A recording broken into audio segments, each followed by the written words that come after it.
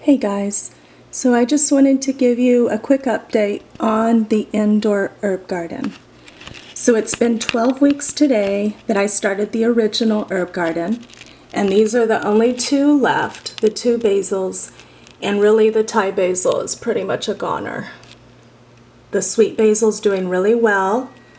They're over here in quarantine because I figured out that I think it was the little soil pellets that I used that had some kind of bugs, because when the first half of the original herbs died, I replanted those seeds, the ones that had died, I replanted some of those in a different potting soil, and these are them.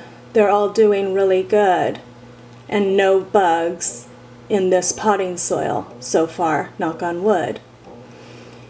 So I think maybe that was the issue that happened with the original, is that they all got the bugs, and I'm thinking it came from the soil. This sweet basil still has bugs, and I spray it every couple of days with neem oil spray, but it doesn't seem like the neem helps the bugs at all. So I don't know, I might try to transplant it, but I'm scared that it might be too young to transplant. I'm not sure. So right now, since it's doing really well, I'm just gonna kind of wait and see.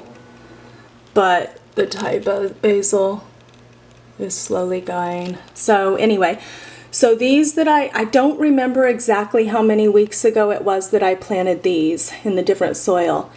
But then a week and a half ago, I planted all 10 again in the same soil I used for this, an organic soil. And I would say about half of them are sprouting. So I'm trying again, and I'm going to see how this goes. But I'm keeping my fingers crossed that in this soil I'm going to have better luck.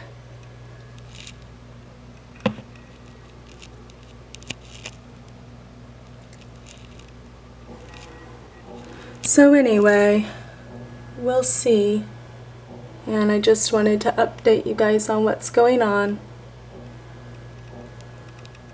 Alright, thank you so much for watching, and I'll see you next time. Bye.